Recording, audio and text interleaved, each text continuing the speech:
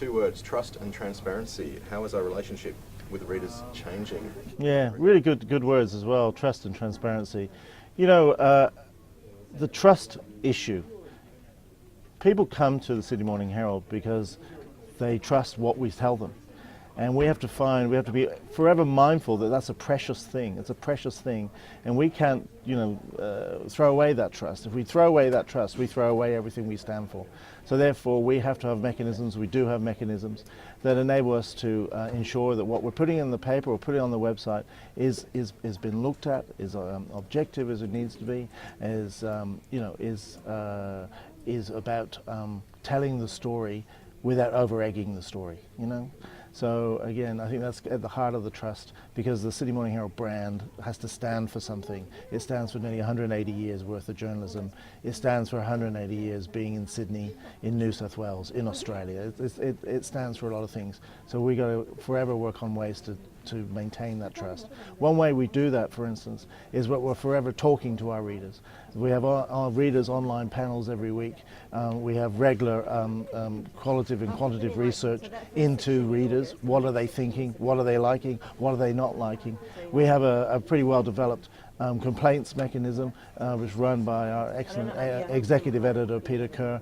So if someone has a complaint or concern about the Herald, it goes to him, he follows it up. We try and turn that around as fast as we can within 24 hours. And if we have to take action, then we take action if we get things wrong. I mean, we all know that newspapers and websites, they're not perfect, but we try at all points in the production cycle to make sure we're telling people that, that we're testing, we're holding this information up to the light, and that's the basis of our trust, and that's the basis of our transparency. People can call us up. I've only this morning had a one-on-one meeting with a reader, sat down with him, long-term Herald reader, had some concerns, very legitimate concerns, listened to him, took on board what he was saying. You can't, long gone if they ever were, but long gone are the idea that you could sort of somehow sit on a mountain and throw your pearls of wisdom down. That's not true at all.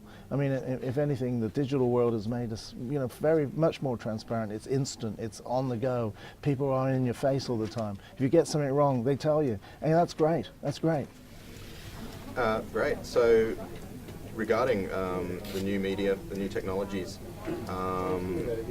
what kind of things have you been doing to keep up to date, and what impact is this having on your printed product?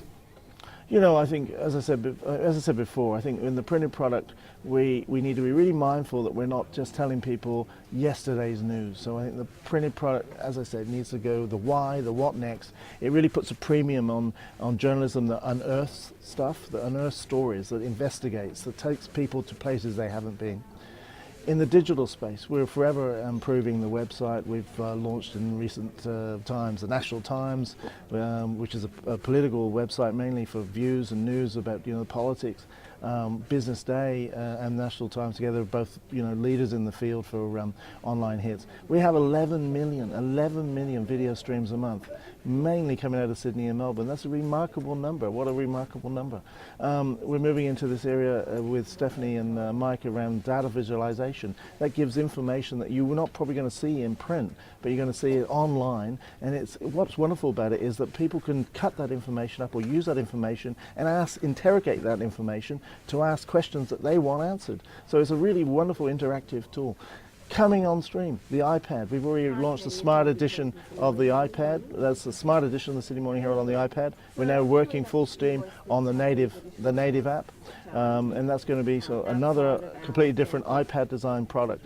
Very exciting. The future is multi-platform, and as I say, it's a very exciting time to be in journalism. Very exciting. Great, that's really good. But I will ask you one last question. Any clapping into doing that?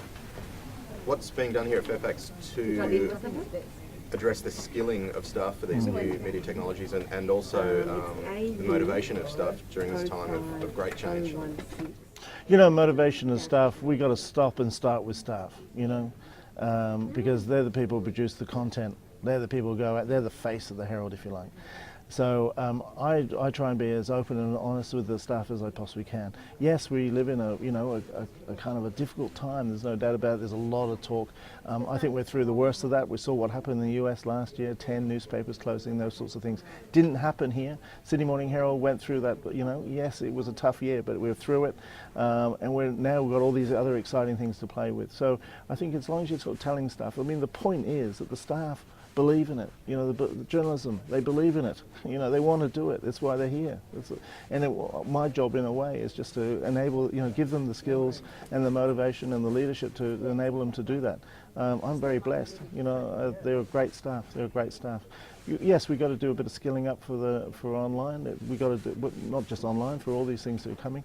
We're very mindful of that. We have an in-house training program. We're going to do that. We're going to do more as it becomes apparent what we need. I mean, I think one of the tricks here is not to get too far ahead of the curve and train people in something that possibly is superseded. So we've got to match the training with what is coming. So I mean, that doesn't mean we're sluggish, but just there's no point being training in one area when you actually wanted to be in another. Constant improvement, that's what we're about. Constant improvement, constant feedback, constantly trying to make the product as good and as sharp and as effective as possible. Because at the end of the day, we need to have a relationship with audiences. Audiences, our readers, our people, they're our lifeblood, and we need to love them. We need to love them.